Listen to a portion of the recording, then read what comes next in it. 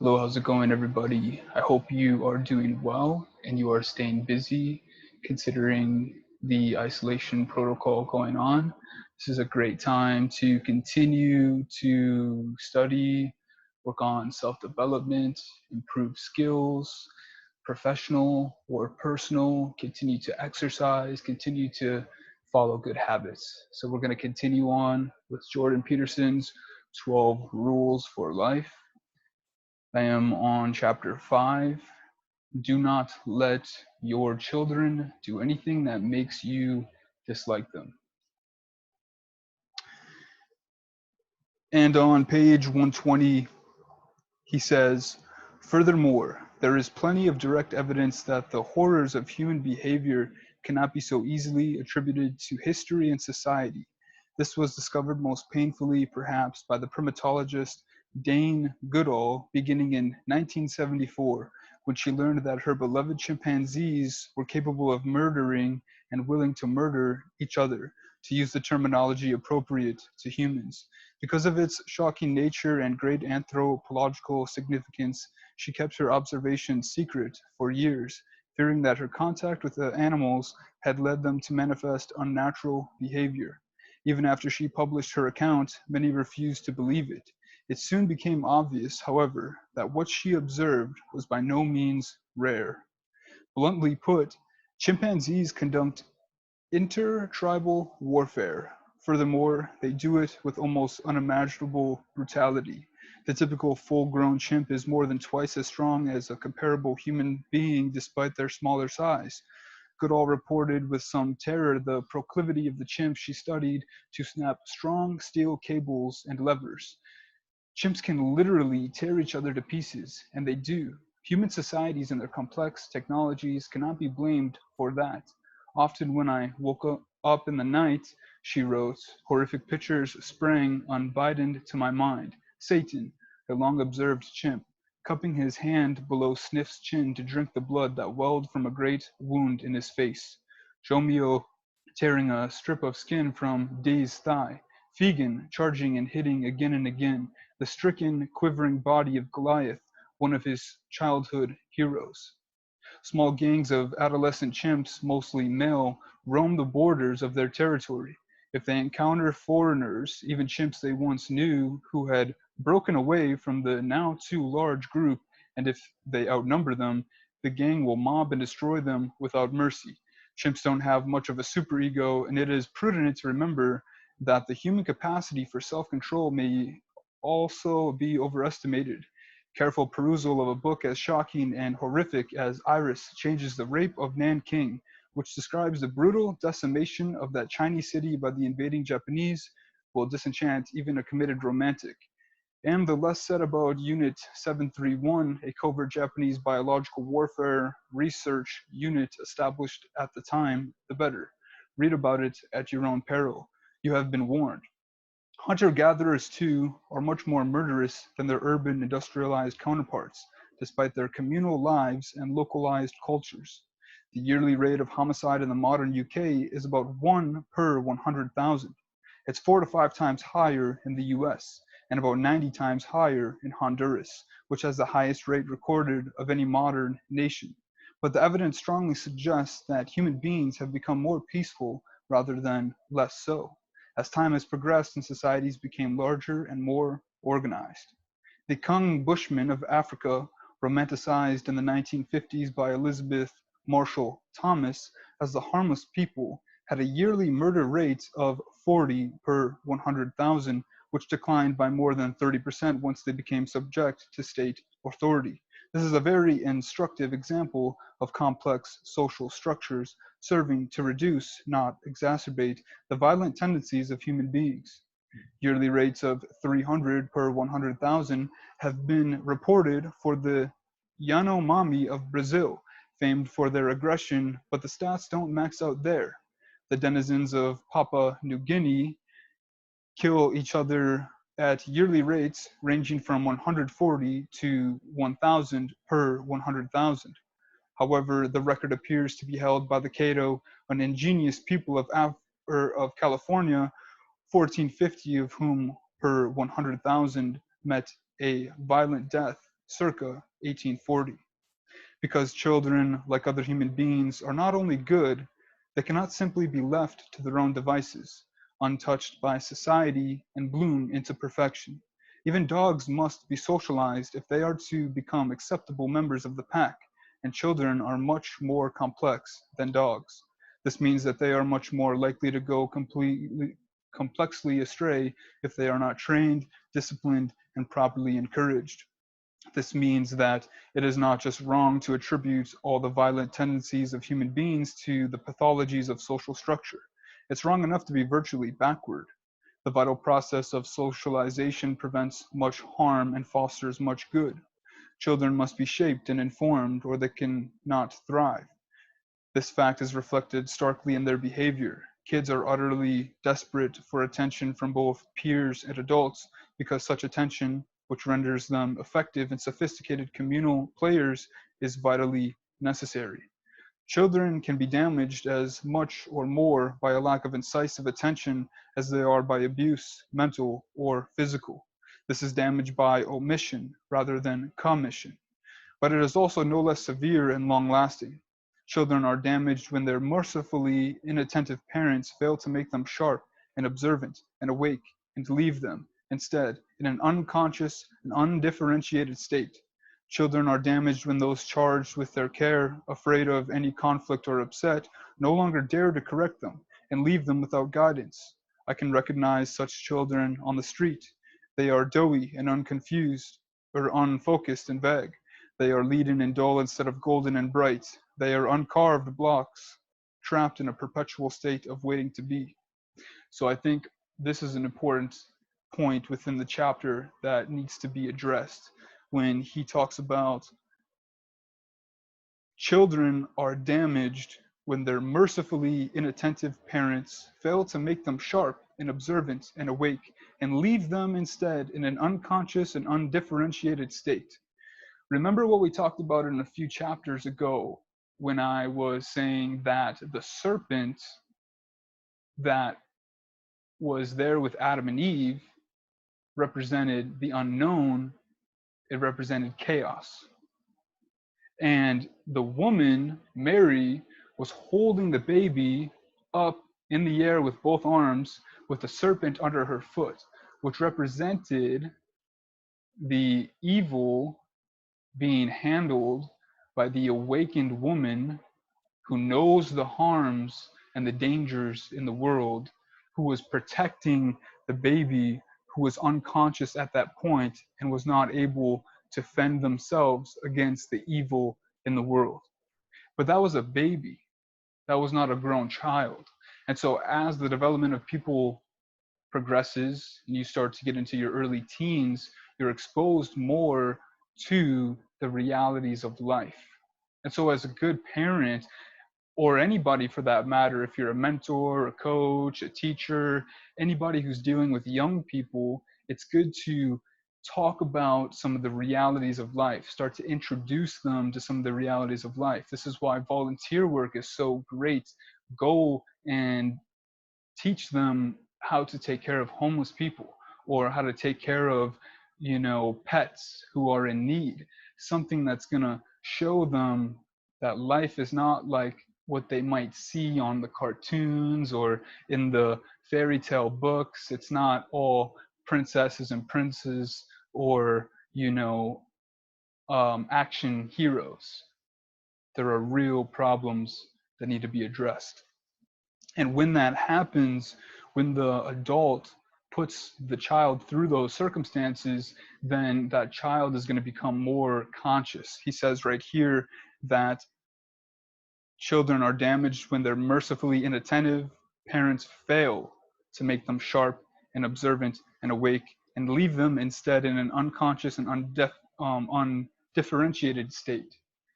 So as a parent, you might think that you're being cool and you're hanging out with your child and life is good and you're not really doing anything to put them through any struggles, but that child is going to end up resentful because of it later. They're eventually going to go on to college and they're going to meet some professors, or they're going to meet some mentors, or they're going to just go straight into the workforce and they're going to meet a boss. They're going to just meet a group of people who are going to awaken them, and they're going to truly realize that they have a lot to do to become more conscious. So you want to prepare them as soon as possible, because I know how that is. A lot of people know how that is. You start to have regrets, maybe, about, man, I should have been more focused on this earlier on and imagine where I could be now. And so, you focus on the moment for what it is, and then you progress. Okay. So he says, such children are chronically ignored by their peers. This is because they are not fun to play with. Adults tend to manifest the same attitude, although they will deny it desperately when pressed. When I worked in daycare centers earlier in my career, the comparatively neglected children would come to me desperately in their fumbling, half-formed manner with no sense of proper distance and no attentive playfulness. They would flop nearby or directly on my lap, no matter what I was doing, driven inexorably by the powerful desire for adult attention, the necessary catalyst for further development. It was very difficult not to react with annoyance, even disgust, to such children and their too prolonged infantilism. Difficult not to literally push them aside, even though I felt very badly for them and understood their predicament well. I believe that response, harsh and terrible though it may be, was an almost universally experienced internal warning signal indicating the comparative danger of establishing a relationship with a poorly socialized child, the likelihood of immediate and inappropriate dependence, which should have been the responsibility of the parent, and the tremendous demand of time and resources that accepting such dependence would necessitate. Confronted with such a situation, potentially friendly peers and interested adults are much more likely to turn their attention to interacting with other children whose cost-benefit ratio, to speak bluntly, would be much lower. So, like he mentioned here with the dogs, dogs need discipline just like people need discipline. And so when he explained the very excited and irritable child begging for attention, crawling all over people, he's referring that with a puppy who is untrained. Maybe they're not potty trained. Maybe they're going around chewing on everything. Maybe they're barking up a storm. They're not trained. And they go on to be dogs that are not trainable. So is it easier to teach a young pup new tricks, or is it easier to teach an old dog new tricks? It's easier to instill habits at a young age. And you can apply that to anything. And I, being an advocate of healthy living, truly recommend teaching your children good nutritional habits at a young age. Very, very crucial. The research and the statistics will say that if you instill good habits at a young age, they will go on to have a much healthier lifestyle. If you start introducing McDonald's because you're in a rush, you just want to get fast food at a young age, you are teaching bad habits. And then you look into epigenetics and you wonder, why is it that we're having more and more obesity problems moving forward? And it's because the genetic makeup being passed down from generation to generation. And the reason why I mention that is because some people are born with genetic dispositions, so they're already at a disadvantage because their parents didn't take that into consideration. And so they might have been more susceptible to health related issues like diabetes, heart disease, and the list goes on and on. So if you take that into consideration as a parent, as an adult, you take proper action, and your kids, they don't necessarily listen to you. They don't necessarily listen to people at school or their coaches, but they watch them. They watch them. So they're going to watch the behaviors. So if you're eating healthy, salads, fruits, lean meats, getting the proper nutrients in every single day, they're going to pick up on that.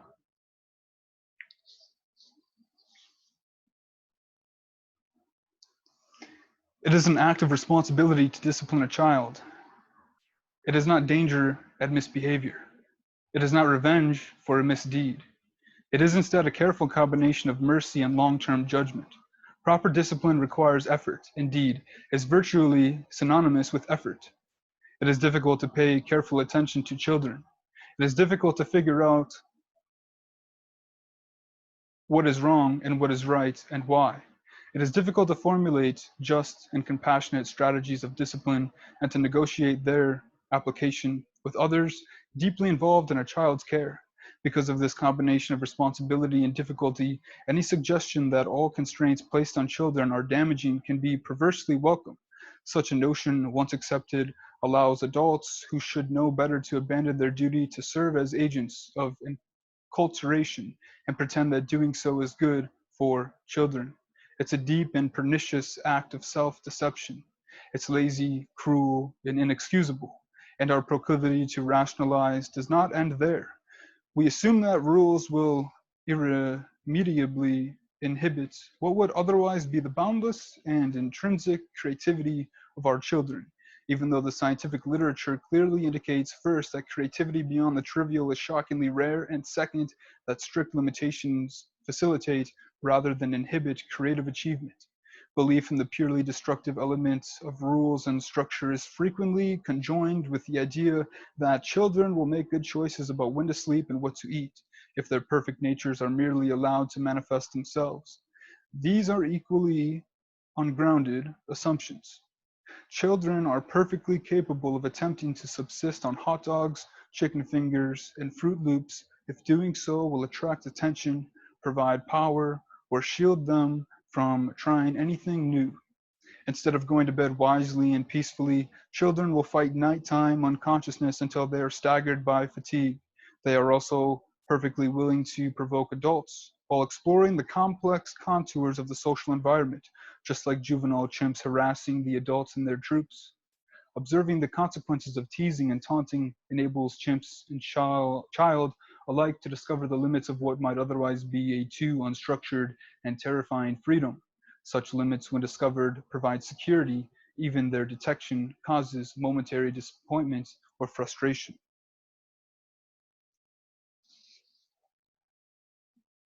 Consistent correction of such action indicates the limits of acceptable aggression to the child.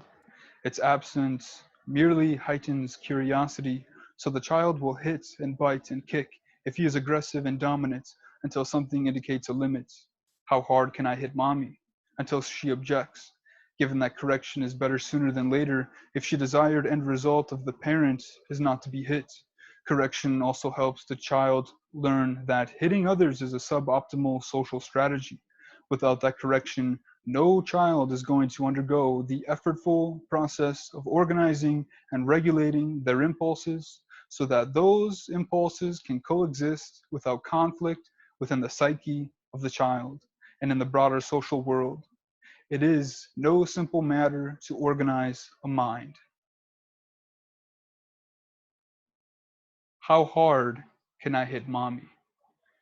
Now, this is important because as parents are burdened with a lot of responsibilities throughout their day, they might start to turn a blind eye to some of their children's behavior. But children are always looking for the free leash to get away with things. And so the more you do that, then the more it's not even about the child at that point in time, it's about you. The more you let that slide, the more habits you develop. And then you're going to start letting them get away with things more without even necessarily knowing it. Because naturally, out of love, you don't look to discipline. When you look at your child, you're not just looking for negative things. Like a drill sergeant is walking in there and they're looking to be disciplinary. They don't care about love. They don't care about if you like them. They're looking for that. So they're going to see it right away. When you salute, if your salute is just a little bit off, if your push up is just not good enough, they're going to notice. But a parent, out of love and nurturing, is going to just start to let those things slide. And they're only going to pick up on that if they are thinking about that. So, um, learning that middle ground of when is it okay to discipline my child and when is it not okay.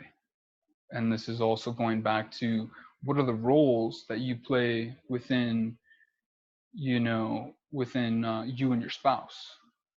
Is one of you nicer and then the other one a little bit more disciplinary? And that's important because if you both become the authoritative figure, then your child is going to feel like they're being abused. And then that's where things would get pretty nasty.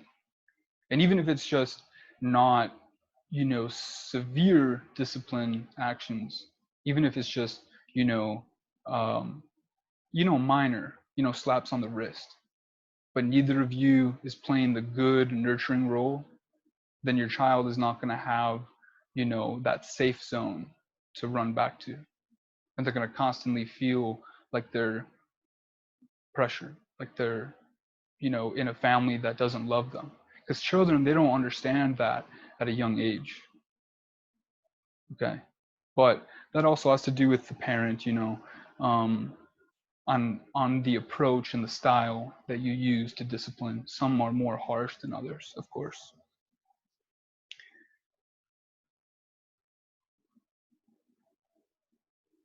My son was particularly ornery when he was a toddler. When my daughter was little, I could paralyze her into immobility with an evil glance. Such an intervention had no effect at all on my son. He had my wife, who is no pushover, stymied at the dinner table by the time he was 9 months of age.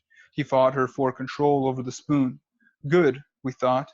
We didn't want to feed him one more minute than necessary anyway. But the little blighter would only eat 3 or 4 mouthfuls. Then he would play. He would stir his food around in his bowl. He would drop bits of it over the high chair table top and watch as it fell on the floor below. No problem, he was exploring. But then he wasn't eating enough. Then, because he wasn't eating enough, he wasn't sleeping enough. Then his midnight crying was waking up his parents. Then they were getting grumpy and out of sorts. He was frustrating his mother, and she was taking it out on me. The trajectory wasn't good. After a few days of this degeneration, I decided to take the spoon back. I prepared for war. I set aside sufficient time. A patient adult can defeat a 2-year-old, hard as that is to believe. As the saying goes, old age and treachery can always overcome youth and skill. This is partly because time lasts forever when you're two. Half an hour for me was a week for my son. I assured myself of victory. He was stubborn and horrible, but I could be worse. We sat down face to face, bowl in front of him. It was high noon. He knew it, and I knew it. He picked up the spoon. I took it from him and spooned up a delicious mouthful of mush. I moved it deliberately towards his mouth. He eyed me in precisely the same manner as the playground foot monster. He curled his lips downward into a tight frown, rejecting all entry. I chased his mouth around with the spoon as he twisted his head around in tight circles. Now, let me go back and talk about this interesting point, which is when the child was crying at midnight and they were getting grumpy, and the mother was taking it out on him. The wife was taking it out on the husband. And that's going to happen inevitably. And so I would say this is where communication comes into play with spouses. Because if there's already a disconnect within the relationship between the husband and wife, then things are going to escalate even more when the children now are in the middle of that and there's more responsibility. Because picking a husband and wife is not necessarily what everybody thinks it is. It's about being a team player, finding the one who's going to go into world situations and be there and support you. A lot of people, and I don't want to step on toes, but they're getting into relationships because of all these other factors. Oh, it makes me look good. Oh, they have this occupation. Oh, they make that much money, so on and so forth. But then things get a little bit tough down the line, and that's why the divorce rate is so high. And then that's why there's a lot of children who are growing up in broken houses. because then mom and dad start yelling at each other. Dad starts becoming a drunk. Dad starts showing up late. Things start to escalate. There's no communication between the parents. So communication is vital. And learning more about your children is vital too, because the more you know, the less irritated you're going to be. A lot of things that happen within parenthood are just natural things that you have to get used to. Your parents did the same thing for you.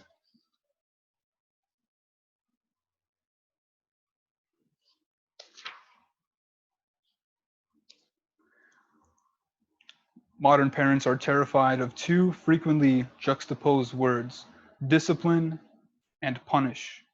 They evoke images of prisons, soldiers, and jackboots. The distance between disciplinarian tyrants or punishment and torture is indeed easily traversed. Discipline and punish must be handled with care. The fear is unsurprising, but both are necessary. They can be applied unconsciously or consciously, badly or well, but there is no escaping their use. So let's just stop here and list off some good things that can be used for disciplinary measurements. One thing that is very, very useful is physical punishment through the use of exercise. You know, if you're trying to raise an athlete, then you would know this very well. You'd know this very well if you were in the military. You know this very well if you are in any position, law enforcement, anything where physical activity is used. Physical punishment is key, mainly for boys, but for girls as well. And so um, maybe you come up with a plan for every time that your children disappoint you, you make a list. And then maybe on the weekends or whenever you have time off, you take that list and you have a self evaluation process with them, kind of like your employer would. So you're getting them prepared for the real world, and you're talking about all the positives and the negatives and putting a lot of emphasis in the things that they didn't do well, that they could have done better, you know, not making a huge deal out of it unless it was something totally uncalled for, but bringing it up because you want to get the best out of them and you want to be there to be an accountability partner. And then you say, all right, per every offense that you have on this list that is negative, you're going to do this amount of push-ups, or you're going to run to the tree and back however many times. And then afterwards, I'm going to do another brief overview and I'm going to talk about what you did. And then I'm going to ask you what you could do to improve. And then if you give me sass or you give me an attitude, which is what a lot of undisciplined children will do, then you will have another disciplinary action to stomp that behavior out. You say, this is how many sit ups, push ups, laps you're going to do. And then you're going to come back to me. And then we're going to be good. Okay. And a lot of people, like Jordan Peterson talked about, right? On that last page, I'll go back to it.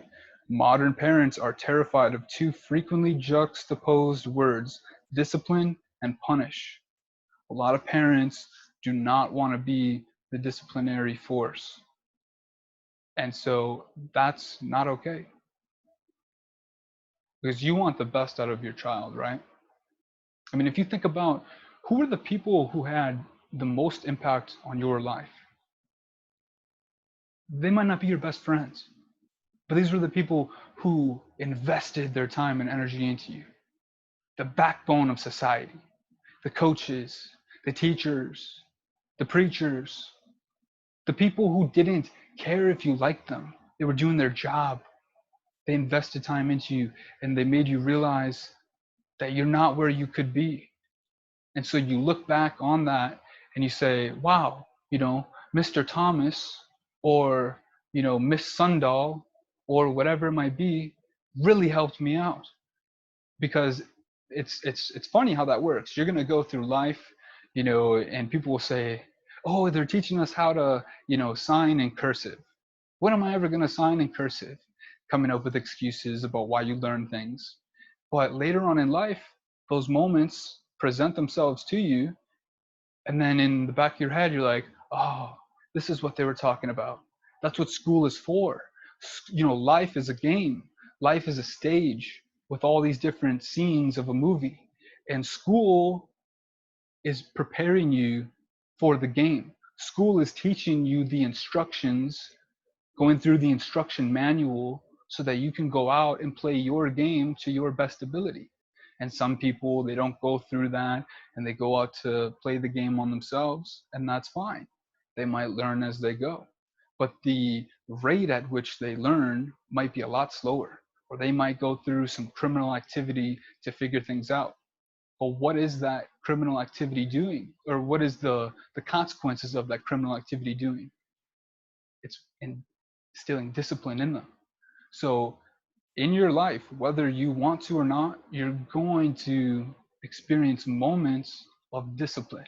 So it's better to experience those earlier on rather than going through life, becoming a criminal, and then having the system have to discipline you. Because in those moments, then you're going to reflect and say, if I would have just been better in high school or college or all those other things, then I wouldn't be in this position. Something to think about. A wise man learns from other people's mistakes.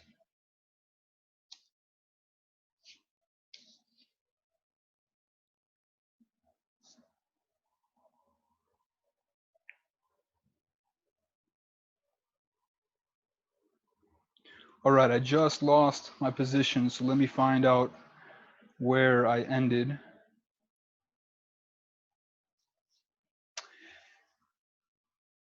It's not that impossible to discipline with reward. In fact, rewarding good behavior can be very effective. Hold on one moment.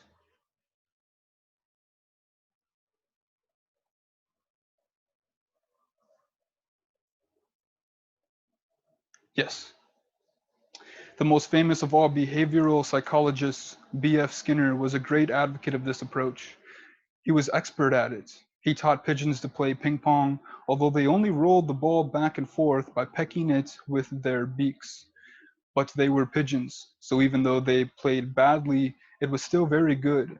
Skinner even taught his birds to pilot missiles during the Second World War in Project Pigeon, later Archon. He got a long way before the invention of electronic guidance systems rendered his efforts obsolete. Skinner observed the animals he was training to perform such acts with exceptional care. Any actions that approximated what he was aiming at were immediately followed by a reward of just the right size, not small enough to be inconsequential and not so large that it devalued future rewards. Such an approach can be used with children and works very well. Imagine that you like your toddler to set the table. It's a useful skill. You'd like him better if he could do it. It would be good for his shudder self-esteem. So you break the target behavior down into its component parts. One element of setting the table is carrying a plate from the cupboard to the table. Even that might be too complex. Perhaps your child has only been walking a few months. He's still wobbly and unreliable. So you start his training by handing him a plate and having him hand it back. A pat on the head could follow. You might turn it into a game. Pass with your left, switch to your right, circle around your back. Then you might give him a plate and take a few steps backwards so that he has to traverse a few steps before giving it back. Train him to become a plate handling virtuoso. Don't leave him trapped in his klutz dome. So what Dr. Jordan Peterson is talking about here is just a very simple act of teaching your child how to set the table, to reinforce that behavior. Children inevitably want to help, but only if they're being reinforced with love or being reinforced with attention. And this is where it can be dangerous if we reinforce people with monetary rewards only, because then that person becomes dependent and expects a monetary or a physical reward. But sometimes love, affection, attention is good enough, or a simple compliment or praise is good enough. Same thing with a puppy. You don't always have to give a puppy a treat. Sometimes just a pat on a rub behind the ears, a pat on the head, or a good boy. You're a good boy, you're a good girl. Sometimes that's good enough. You can teach virtually anyone anything with such an approach. First, figure out what you want. Then watch the people around you like a hawk. Finally, whenever you see anything a bit more like what you want, swoop in, hawk, remember, and deliver a reward. Your daughter has been very reversed since she became a teenager. You wish she would talk more. That's the target. More communicative daughter. One morning over breakfast, she shares an anecdote about school. That's an excellent time to pay attention. That's the reward. Stop texting and listen, unless you don't want her to tell you anything ever again. Now, I'm going to stop there and say that women, or young girls in particular, are more sensitive to that, to attention. They're more, you could say, self conscious about love, insecure about that. So if it seems as though you're ignoring them too much, they're going out of their way, then they might start to have bad behavior. So sometimes the bad behavior is not what you think it is. Sometimes there's underlying reasons for that. A lot of that has to do with love and attention. If they're not getting enough love and attention, this can be the complication with having multiple siblings. You see a lot of disputes within the family because some children are getting more attention than other children. And so that's a tough one because you're naturally going to have natural connections with certain children more than other children because your personalities align, your interests align more. Um, but you don't want to have one child left out because then they're going to start seeking attention outside of the family and you never know what they're going to get into. So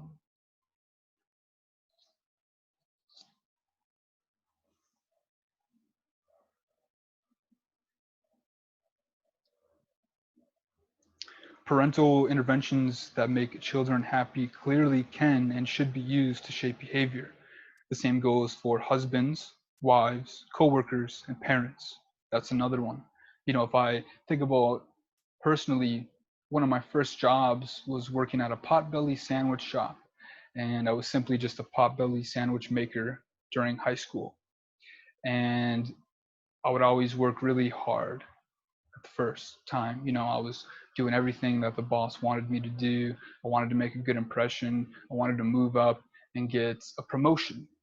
And I was competing against people who were 5 to 15 years older than me, who had been in the restaurant industry for a while. So I was just talking it up with the customers, being friendly, making the sandwiches, making sure that I was doing the proper amount of lettuce, proper amount of this and that, doing everything right. But it really didn't feel like home. It didn't feel like a place that I wanted to go to until the boss gave me more attention and started talking to me like a person. So remember what I talked about last time. People don't leave places because of the work necessarily. They do sometimes, but the majority of the time is because of the people there, because of the leaders in charge. So there is a time where you know your position and you put that person in their place with maybe authoritative tones or with more, grunt work, you know. But then there's also times where you want to do the normal thing, network with them, go out with them, treat them like a friend. People, it'll amaze you. They'll work so hard for you when you treat them like family, when you show them that you appreciate the work that they do. And this is for anything, a football coach, baseball coach, a ballet instructor. Human connection is so important in those situations.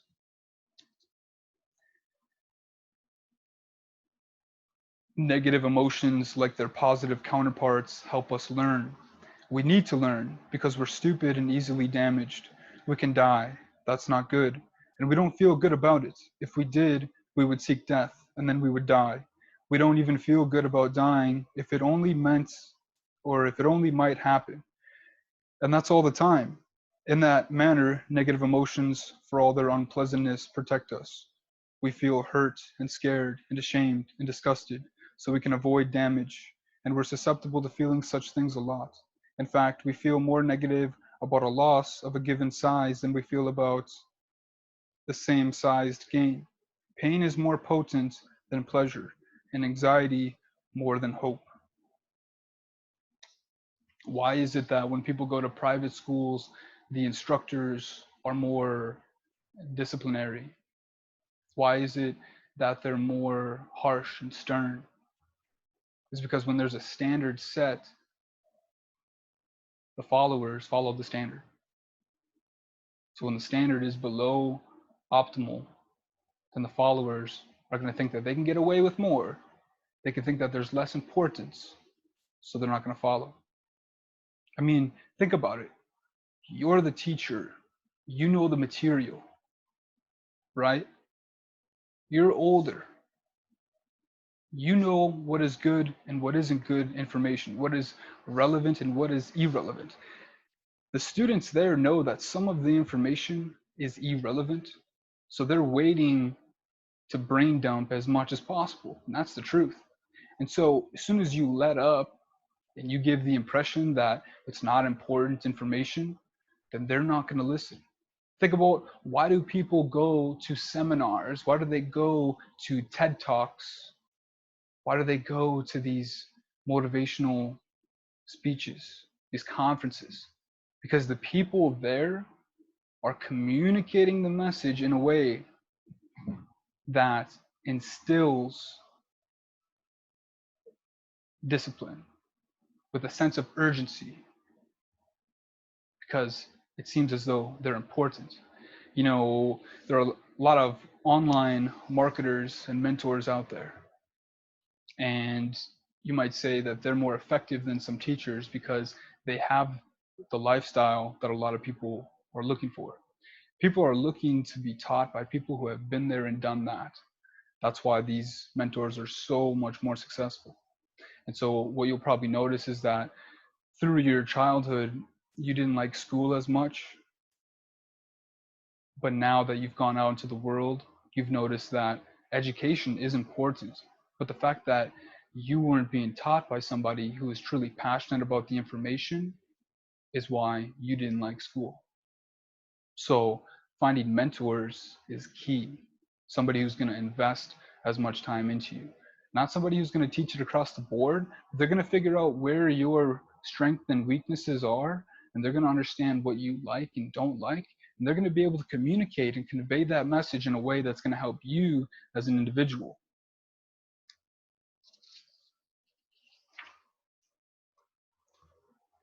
In the Disney movie Sleeping Beauty, the king and queen have a daughter, the princess Aurora, after a long wait. They plan a great christening to introduce her to the world. They welcome everyone who loves and honors their new daughter, but they fail to invite Maleficent, malicious, malevolent, who is essentially queen of the underworld, or nature in her negative guise. This means symbolically that the two monarchs are overprotecting their beloved daughter by setting up a world around her that has nothing negative in it. But this does not protect her, it makes her weak. Maleficent curses the princess, sentencing her to death at the age of 16, caused by the prick of a spinning wheel's needle. The spinning wheel is the wheel of fate. The prick, which produces blood, symbolizes the loss of virginity, a sign of the emergence of the woman from the child. Fortunately, a good fairy, the positive element of nature, reduces the punishment to unconsciousness, redeemable with love's first kiss. The panicked king and queen get rid of all the spinning wheels in the land and turn their daughter over to the much too nice good fairies, of whom there are three. They continue with their strategy of removing all dangerous things, but in doing so, they leave their daughter naive, immature, and weak. One day, just before Aurora's 16th birthday, she meets a prince in the forest and falls in love the same day. By any reasonable standard, That's a bit too much. Then she's then she loudly bemoans the fact that she is to be wed to Prince Philip, to whom she was betrothed as a child, and collapses emotionally when she is brought back to her parents' castle for her birthday. It is at that moment that Maleficent's curse manifests itself. A portal opens up in the castle, a spinning wheel appears, and Aurora pricks her finger and falls unconscious. She becomes Sleeping Beauty. In doing so, again, symbolically speaking, she chooses unconsciousness over the terror of adult life. Something existentially similar to this occurs very frequently with overprotected children who can be brought low and the desire the bliss of unconsciousness by their real contact with failure, or worse, genuine malevolence, which they do not or will not understand and against which they have no defense. Every child should also be taught to comply gracefully with the expectations of civil society. This does not mean crushed into mindless ideological conformity. It means instead that parents must reward those attitudes and actions that will bring their child success in the world outside the family and use threat and punishment when necessary to eliminate behaviors that will lead to misery and failure.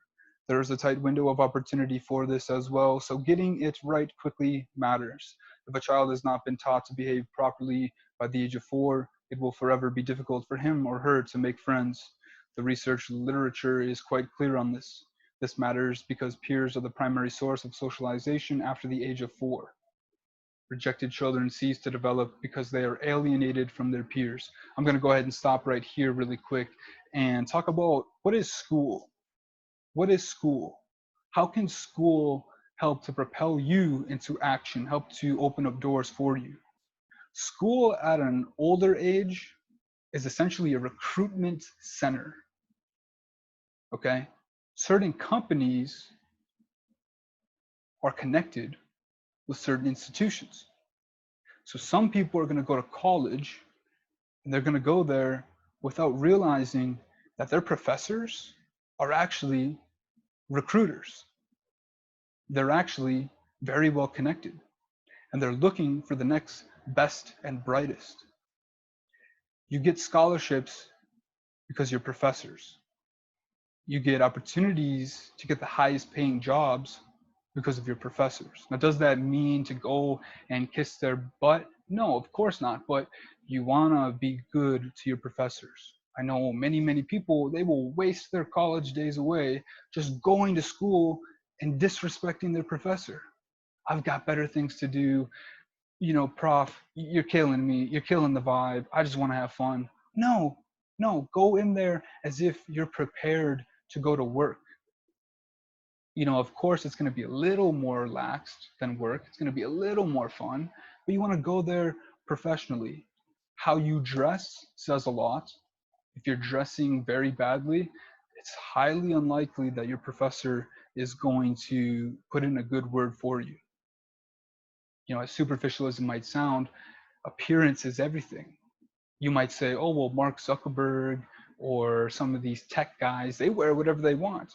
Yeah, well, they're a different breed and they're doing a different job than what most people are. They could go their whole life without really having to interact with any customers because they can just focus on technical stuff, have other people do customer interaction. So appearance is very important. And it's the same thing for high school.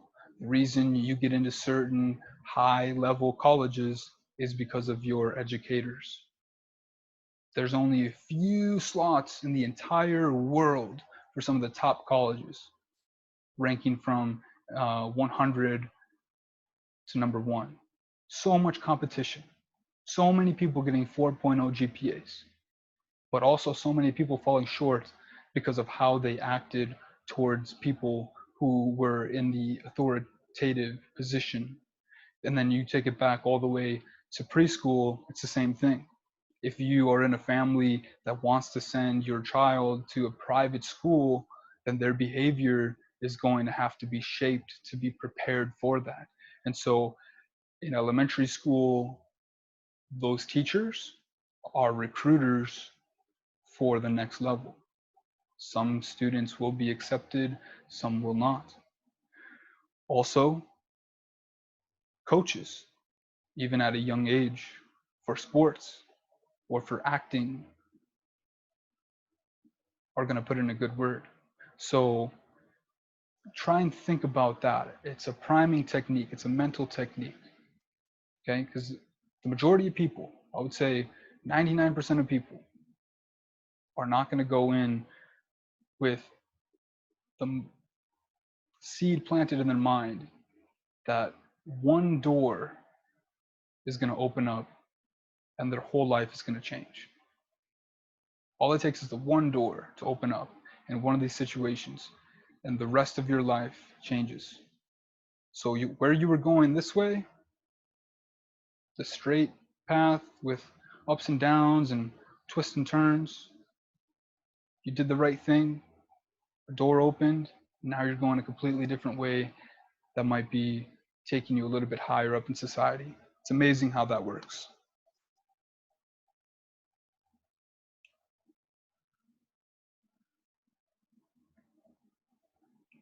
They fall further and further behind as the other children continue to progress. Thus, the friendless child too often becomes the lonely, antisocial, or depressed teenager and adult. This is not good. Much more of our sanity than we commonly realize is a consequence of our fortunate immersion in a social community. We must be continually reminded to think and act properly. When we drift, people that care for and love us nudge us in small ways and large back on track. So we better have some of those people around. It's also not the case, back to the question, that adult dictates are all arbitrary. That's only true in a dysfunctional totalitarian state, but in civilized open societies, the majority abide by a functional social contract aimed at mutual betterment, or at least at existence in close proximity without too much violence. Even a system of rules that allows for only that minimum contract is by no means arbitrary given the alternatives. If if a society does not adequately reward productive pro-social behavior, insist upon distributing resources in a markedly arbitrary and unfair manner, and allows for theft and exploitation, it will not remain conflict-free for long. If its hierarchies are based only or even primarily on power instead of the competence necessary to get important and difficult things done, it will be prone to collapse as well. This is even true in simpler form of the hierarchies of chimpanzees, which is an indication of its fundamental biological and non-arbitrary emergent truth. Poorly socialized children have terrible lives. Thus, it is better to socialize them optimally. Some of this can be done with reward, but not all of it. The issue is therefore not whether to use punishment and threat. The issue is whether to do it consciously and thoughtfully. How then should children be disciplined? This is a very difficult question because children and parents differ vastly in their temperaments. Some children are agreeable. They deeply want to please, but pay for that with a tendency to be conflict averse and dependent. Others are tougher minded and more independent. Those kids want to do what they want, when they want, all the time. They can be challenging, non compliant, and stubborn. Some children are desperate for rules and structure and are content even in rigid environments. Others, with little regard for predictability and routine, are immune to demands for even minimal necessary order. Some are widely imaginative and creative, and others more concrete and conservative. These are all deep, important differences, heavily influenced by biological factors and difficult to modify socially. It is fortunate indeed that, in the face of such variability, we are the beneficiaries of much thoughtful meditation on the proper use of social control. Minimum necessary force. Here's a straightforward initial idea. Rules should not be multiplied beyond necessity. Alternatively stated, bad laws drive out respect for good laws. This is the ethical, even legal, equivalent of Occam's razor, the scientist's conceptual guillotine, which states that the simplest possible hypothesis is preferable. So, don't encumber children or their disciplinarians. With too many rules, that path leads to frustration. Limit the rules. Then, figure out what to do when one of them gets broken. A general context independent rule for punishment severity is hard to establish. However, a helpful norm has already been enshrined in English common law, one of the great products of Western civilization. Its analysis can help us establish a second useful principle. Subcultures. What are subcultures? Subcultures are small groups, some big groups, that are unique to others. They're different. They serve different roles. You go work for the community, you're in a different subculture than somebody who is a professional athlete. Within these subcultures, there are all values and disciplines, cultural norms.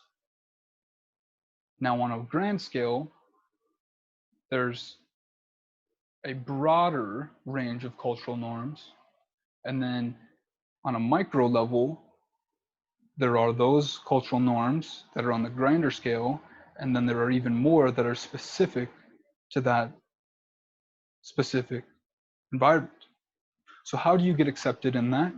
You have to conform and you have to be willing and open minded to follow those different rules, right?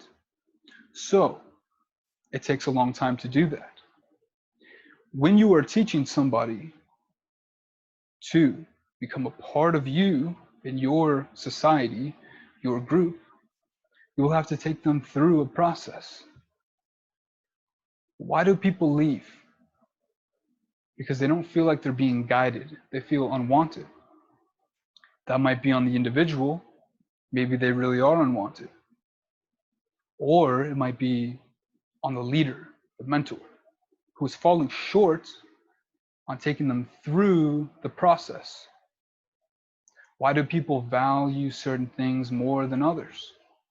Because it was harder to get there. Because they felt like they were actually going through the process. For example, when I was in the military, people who went to Ranger School felt a stronger satisfaction because it took longer to get through that. They went through the process. And those instructors are some of the best instructors in the world. They're true coaches, true leaders who will put you through the gauntlet for your betterment. The same thing happened when I was in sports, when I made it to state for baseball. Why do people value championship games? Because it takes so much longer to get there. And it's a process. And you must learn the process.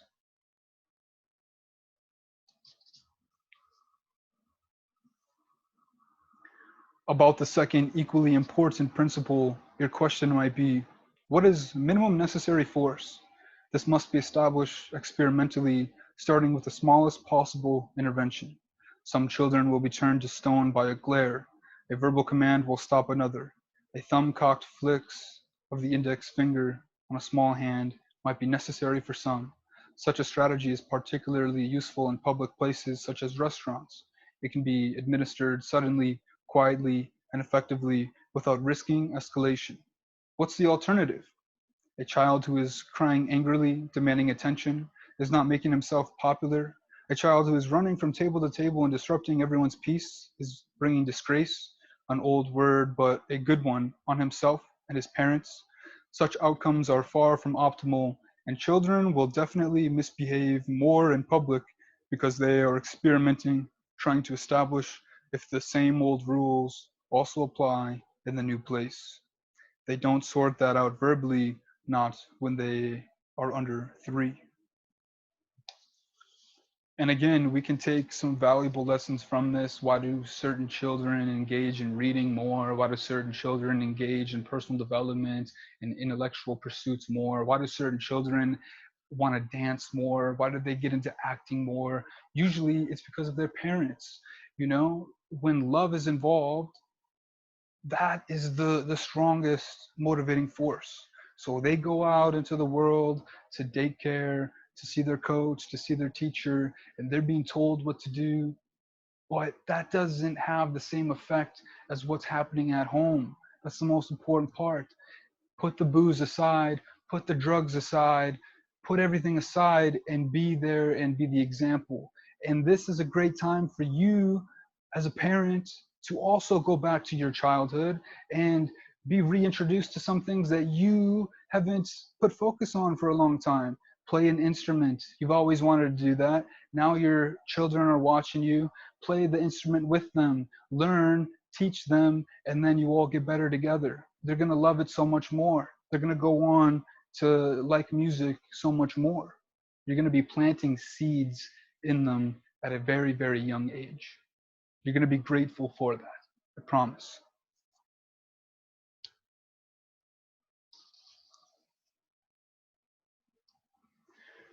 So, where does all that leave us? With the decision to discipline effectively or to discipline ineffectively, but never the decision to forego discipline altogether because nature and society will punish in a draconian manner whatever errors of childhood behavior remain uncorrected. So, here are a few practical hints. Timeout can be an extremely effective form of punishment, particularly if the misbehaving child is welcome as soon as he controls his temper. An angry child should sit by himself until he calms down. Then he should be allowed to return to normal life. That means the child wins. Instead of his anger, the rule is come be with us as soon as you can behave properly. This is a very good deal for child, parent, and society. You'll be able to tell if your child has really regained control. You'll like him again despite his earlier misbehavior. If you're still mad, maybe he hasn't completely repented, or maybe you should do something about your tendency to hold a grudge. Now that's very important right here.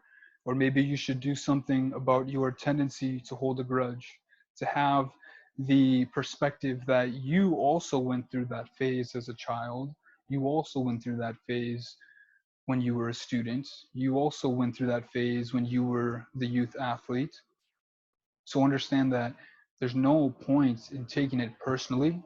Part of becoming a good coach, mentor, teacher, or anybody who plays a guiding role is knowing that bad behavior is going to happen,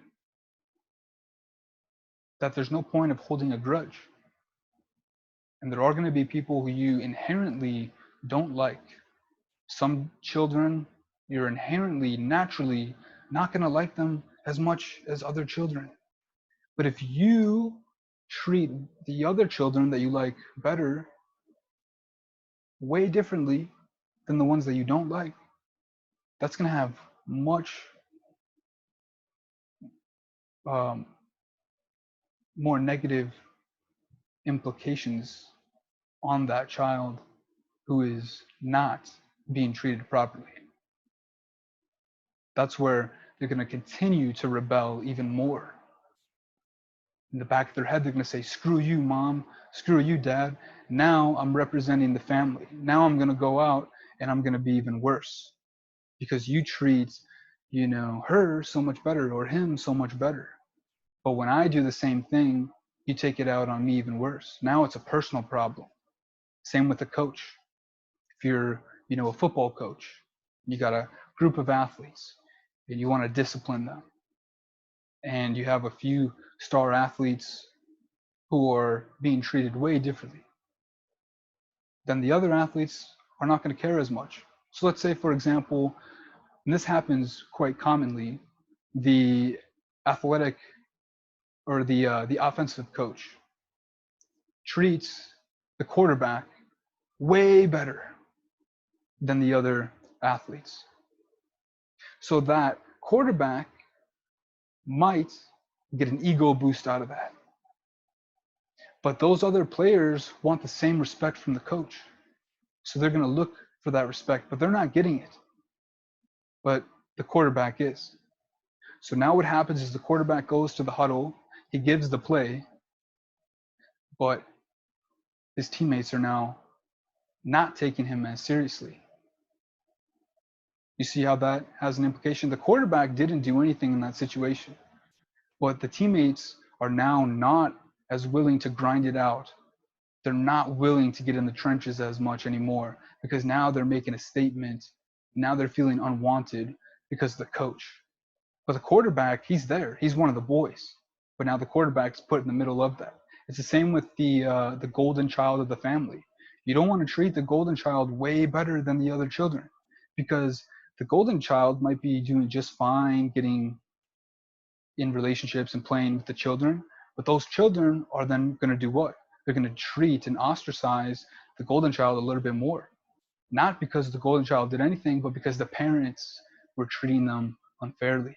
They're getting jealous. They're feeling unwanted, insecure about their position within that particular subculture.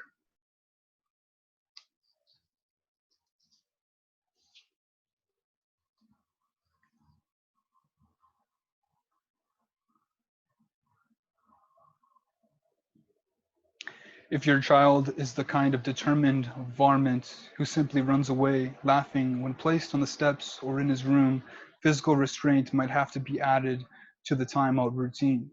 A child can be held carefully but firmly by the upper arms until he or she stops squirming and pays attention. If that fails, being turned over a parent's knee might be required.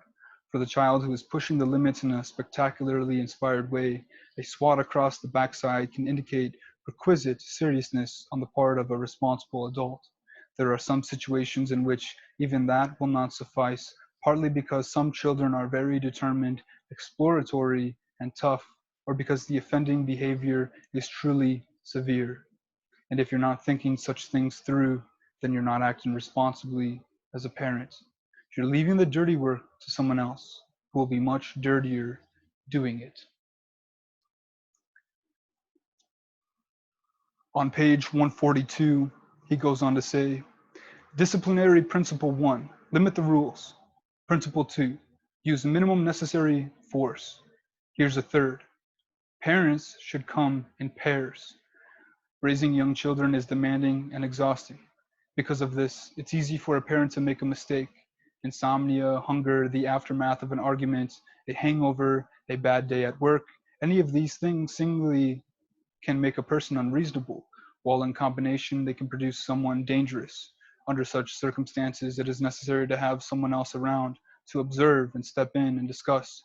This will make it less likely that a whiny, provocative child and her fed up, cranky parent will excite each other to the point of no return.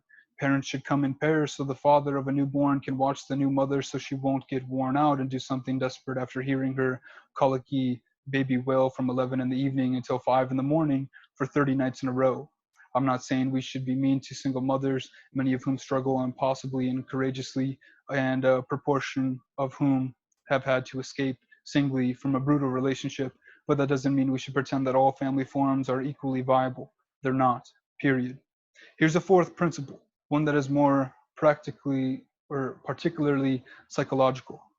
Parents should understand their own capacity to be harsh, vengeful, arrogant, resentful, angry, and deceitful. Very few people set out consciously to do a terrible job as father or mother, but bad parenting happens all the time. This is because people have a great capacity for evil as well as good, and because they remain willfully blind to that fact. People are aggressive and selfish, as well as kind and thoughtful. For this reason, no adult human being, no hierarchical predatory ape can truly tolerate being dominated by an upstart child. Revenge will come. 10 minutes after a pair of all too nice and patient parents have failed to prevent a public tantrum at the local supermarket, they will pay their toddler back with a cold shoulder when he runs up, excited, to show mom and dad his newest accomplishment. Even embarrassment, disobedience, and dominance challenge, and even the most hypothetically selfish parent will become resentful, and the real punishment will begin. Resentment breeds the desire for vengeance. Fewer spontaneous offers of love will be offered, with more rationalizations for their absence. Fewer opportunities for the personal development of the child will be sought out. A subtle turning away will begin, and this is only the beginning of the road to total familiar warfare, conducted mostly in the underworld underneath a false facade of normality and love. This frequently traveled path is much better avoided. A parent who is seriously aware of his or her limited tolerance and capacity for misbehavior when provoked can therefore seriously plan a proper disciplinary strategy, particularly if monitored by an equally awakened parent, and never let things degenerate to the point where genuine hatred emerges. Beware, there are toxic families everywhere. They make no rules and limit no misbehavior. The parents lash out randomly and unpredictably. The children live in that chaos and are crushed if they're timid or rebel counterproductively if they're tough. It's not good. It can be murderous. Here's a fifth and final, most general principle. Parents have a duty to act as proxies for the real world, merciful proxies, caring proxies, but proxies nonetheless. This obligation supersedes any responsibility to ensure happiness, foster creativity, or boost self-esteem. It is the primary duty of parents to make their children socially desirable. That will provide the children with opportunity, self-regard, and security. It's more important even than fostering individual identity. That holy grail can only be pursued, in any case, after a high degree of social sophistication has been established.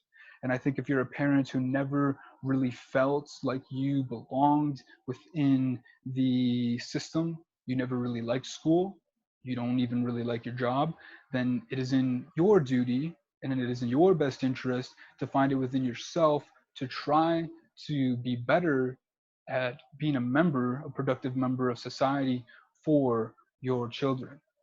This is where familial values play a very important role.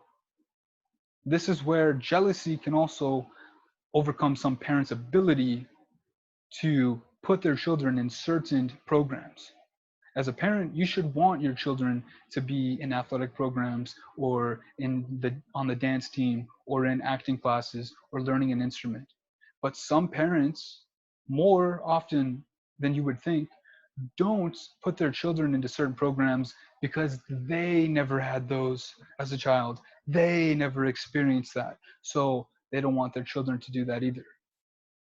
Anything that their child does in these extracurricular activities is considered spoiled to those children. That's not fair. Don't do that.